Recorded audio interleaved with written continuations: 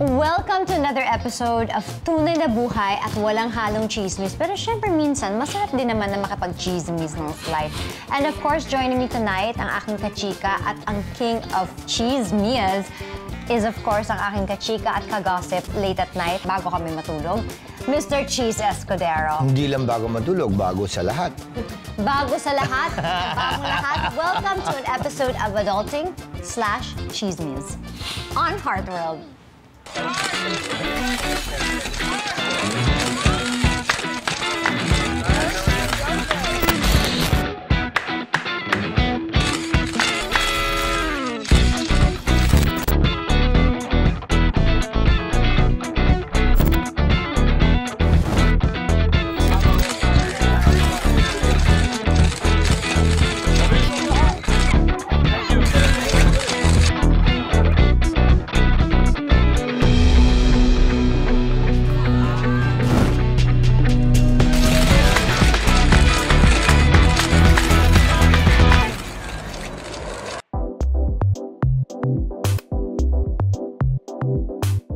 So ngayon ang pag-uusapan natin is like indecent offers.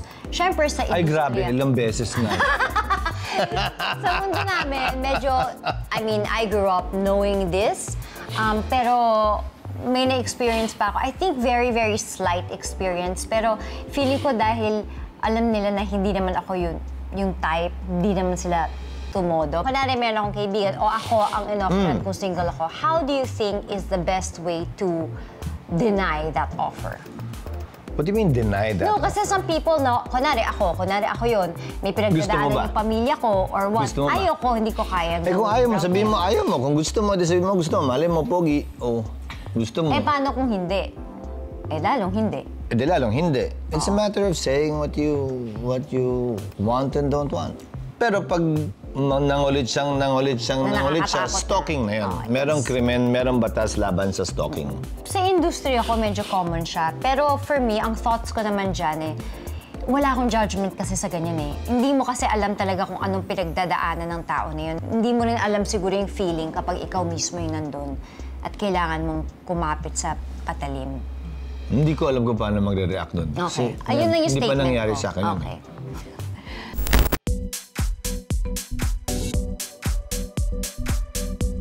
Dami mga na-involve sa scam, which is so unfortunate. And in Jesus' name, di mangyayari sa akin yun. How can that be avoided? And it's so unfair. Honestly, it's so unfair. Like, kunwari kung ako kinuha ko as an endorser, tapos hindi ko na maalam yung mga what happened sa mga back dealing and stuff like that. Tapos ako pa yung... Ibang usapan yun. Yung mga lumalabas ngayon na yung endorser, ang dinedemanda, mali yun. Hindi tama yun. Dapat lamang naman na hindi sila masama, mademanda. Kung hindi sila partner or bahagi nung scheme, scam, or nung negosyo. What if I just collaborated?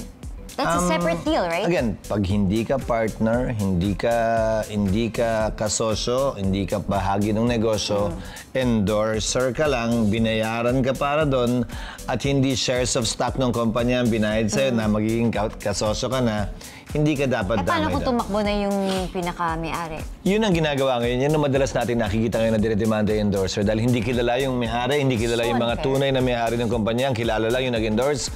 So, syempre, kapit sa padalim din sila, ang hahabulin nila, yung nag-endorse. Mali yun at hindi dapat yun. But there's a basic rule para wag ka ma-scam. Rule ko na sinunod-sunod yun palagi. If it's too good to be true, it's not true. Yeah. Sino man ang mangangako sa'yo ng 5%, 10%, 20% a month, too good to be true, di ba? Malamang po, hindi totoo yun. Huwag kayong sumakay at maniwala. Yes. No.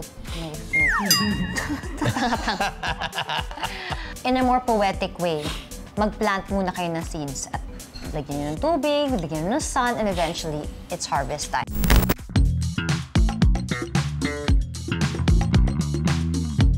Quiet hiwalayan or public post.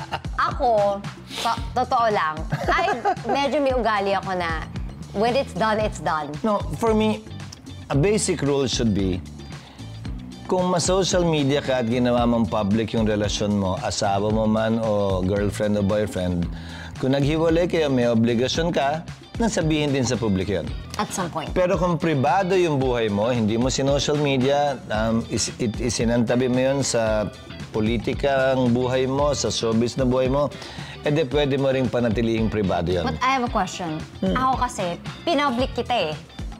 So, iba talaga yung natin, panino kasi pinpublic kita, so I owe it to set the record straight at the time.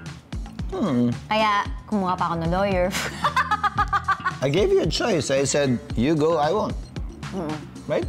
Yeah. So, ganun. So there are a lot of things that are coming out, like screen capping conversation, blackmailing people with screen caps. Fine, it's out there, ayan, for people to judge, but the technicalities of it all. Is this allowed? Like, is it illegal to do that or what? Violation ng data privacy yan. Pwede kayo demanda. Ang problema lang, pag nagdemanda ka ng violation ng data privacy yan, edi para mo na lang inamin na totoo yung screenshot. So, decision. Timbangin mo. I love this topic because it touches something very sensitive sa akin. Nagamit na sa akin yung dati eh, na parang, I have exported conversations from WhatsApp, chu-chu-chu, I have screenshots, blah, blah, blah, blah, blah, since kinto, ganyan. May mga ganun ako before sa past ko. Parang, that's already a threat technically because it's a crime, right? Yes, grave threats is defined as threatening to commit a crime against you. Parang kunwari, ikaw yung mali. Or what? Tapos nga, ginamit sa'yo yung screenshots, pero ikaw naman yung mali.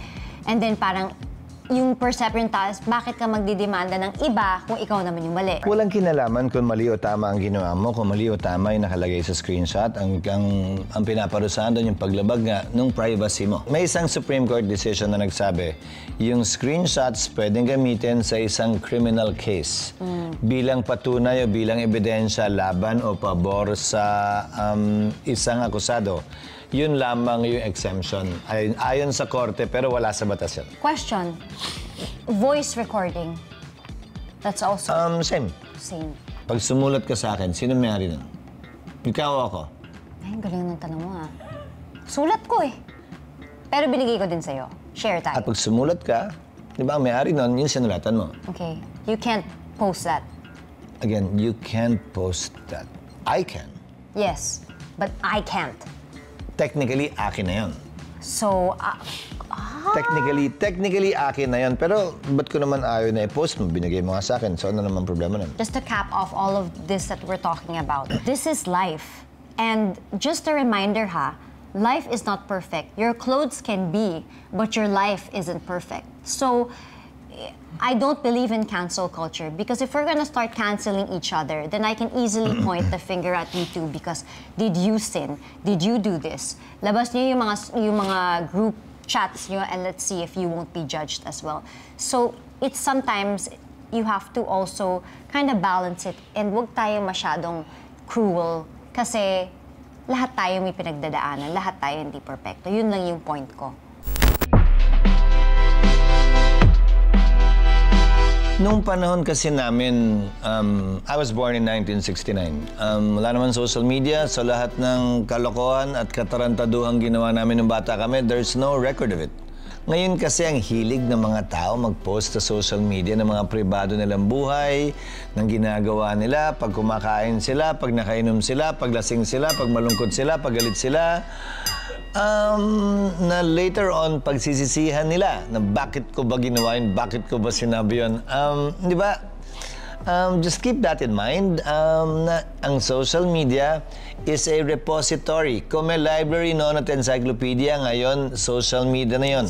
Lalabas at lalabas yan. Sa ayaw mo man at sa gusto mo. Yeah. So, be mindful sa mga pinopost mo lang. At the end of the day, dapat ingatan mo din kung sino talaga yung circle mo. And you only show that with the people you trust. So, mag-iingat ka talaga rin kung saan mo ipoposisyon yung sarili mo. Kasi kung sino man yung core mo, yun din ang maglalabas ng mga vulnerable moments mo. No, I was a different person. I buried that girl long time ago. This is the reborn me. I'm a different person. Minsan bumabangon-bangon ulit, i-cremate na natin. I-cremate na natin yan para hindi na talaga bumangon muli.